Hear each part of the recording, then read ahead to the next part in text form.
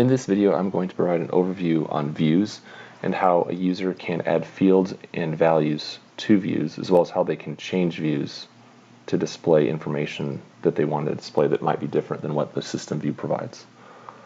So as an overview on views, there are three different types of views. We have a grid view. That's what this view is here, where you have multiple records for one object. The user can change which fields appear here as they need to. That's the grid view. The create view is when you create a record. So these fields and the appearance of this view can be modified as well. And then we have a task view, which is what a user would see after the record is created. So to get to the views, if I go to Solution Configuration Views, then I can get a listing of all the views within OpenPages. And this is available for administrators. So here you can see I have a search for event, and I'm seeing every view where event is the object type. And so for BC event, you can see that we have three different views. The view I want to change is the task view. So with system views, a user cannot modify this view, but we can copy the information from this view and create our own view. And that's what we recommend clients do. So here I have the JSON. I can copy this, and then I can add a new view of my own. So I add my view. It is the business continuity event, BC event right here. We're going to call it BC event demo. And then our three different types. We're going to do a task view. I can add a description. And then I can add it. Now if I go back to my views screen, you'll see that it appears here. So then we have different selections available here. We have published, enabled, default, system. We also have a priority. So I can select different views having a different priority based on profile or based on values within the record. And in order to do that, I can go to this screen and create rules. So here I have it as priority 1 for all profiles, but I could make that for a particular profile. So if I wanted to make this the priority for one profile but have a different priority for a different profile, I can do that here. I can also create a user rule. So if one of these user fields is selected and it matches my user, then I can have a field, or I could have a view available for that person, or I can have views that are available for a certain for a status or any other field that has values, enumerated values related to it. So if I wanted a different view for status, I could equals anticipated. We could have a different view for that, and we can have multiple views for the same object, or based on what the value is for a particular field. So it allows for quite a bit of flexibility. I'm going to use this as my default view just for simplicity, and then you'll see that now this is the default, and it is the first priority. The one that was previously in existence is no longer the default. So I'm going to open this up, and I'm going to add, and I added my JSON, so that's good.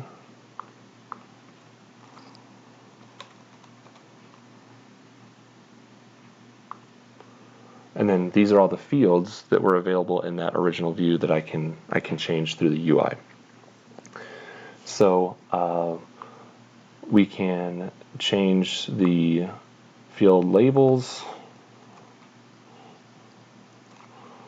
We can change the ordering as it appears through drag and drop, like that.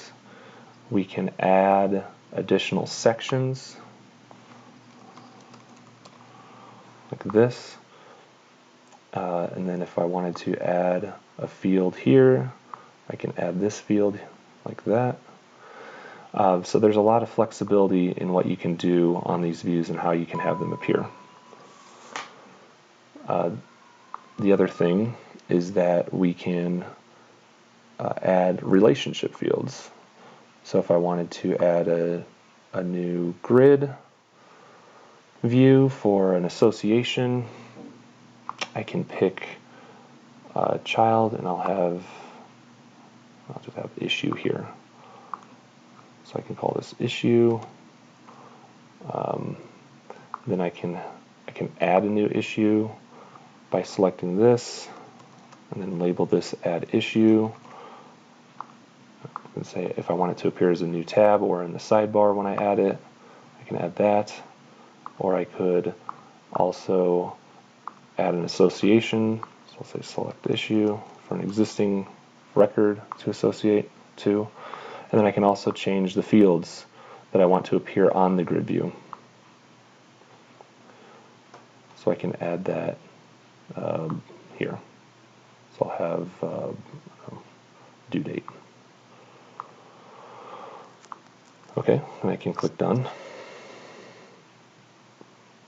And you can see it's been added. So then I can publish this. And now this will be the view. So if I go over to the event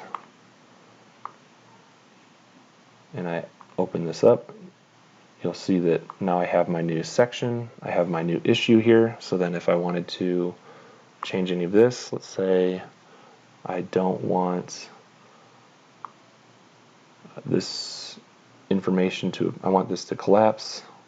So I can click on this, say initially collapse yes, and maybe I want to move it underneath my new demo section or related objects. I can do that. And then once I publish that, if I go back to this record again, you'll see that it'll be updated once I refresh it.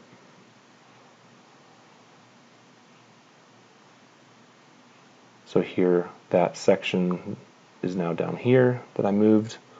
I can open it like that.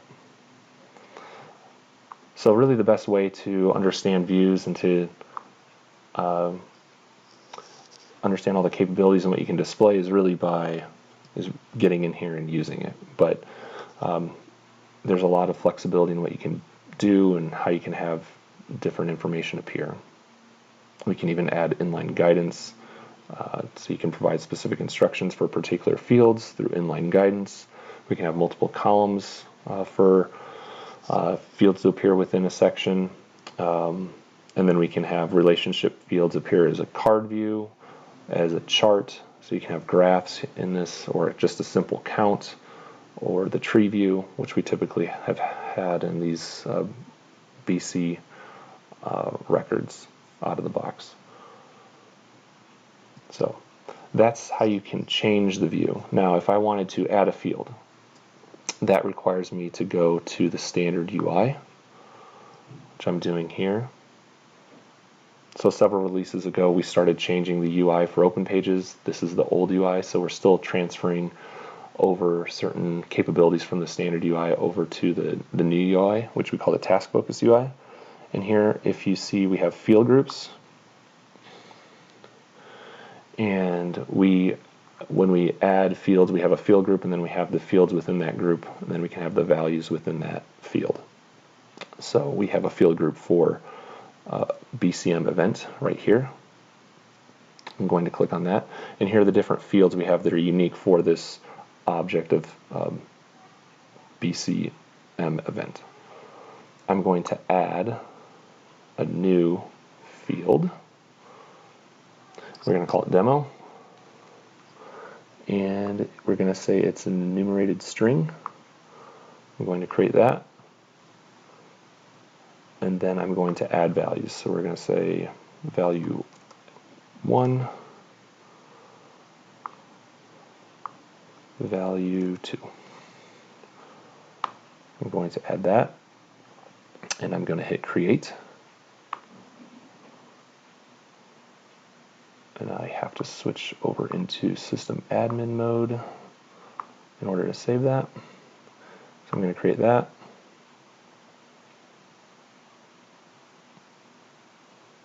So that created the field demo. And then if I go to my profile, I need to add this field to the profile, BCM master, because that's the profile that I'm under right now. So if I hit include,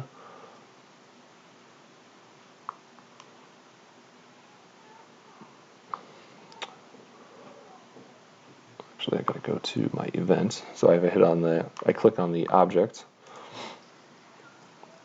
then I click include, and then I'll have my field, my new one called demo. I'm going to include that.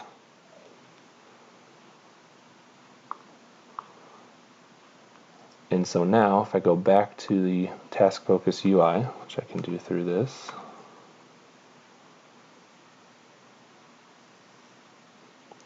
and if I go onto my view again, my view designer, I now have that field I just created called demo right here. So I want to put that into my new demo section, and there's other, so I can add colors, assign colors to the values. I can make it read only, or I can make it a required field, so I won't be able to save until I made a selection for demo. And then I can add rules, so I can make it visible based on another value in another field, or for a particular user. I can hide it, I can make it editable for certain users, or I can make it read only based on some other value within the record. So I hit done there. If I publish this now,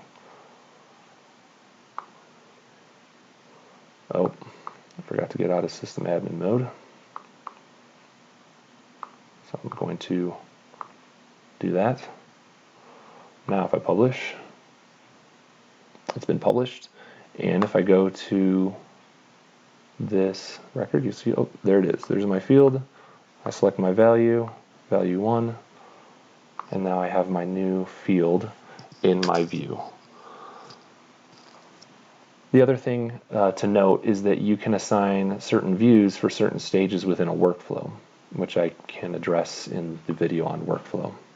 But that's a general overview on how a user can change views through the view designer and how they can add fields to those views. And one other thing to know is when I add the demo field here, that will also become available within the workflow designer as well. So if you wanted to construct rules within your workflow based on that new field, that gets brought into the workflow automatically when you add it to the view.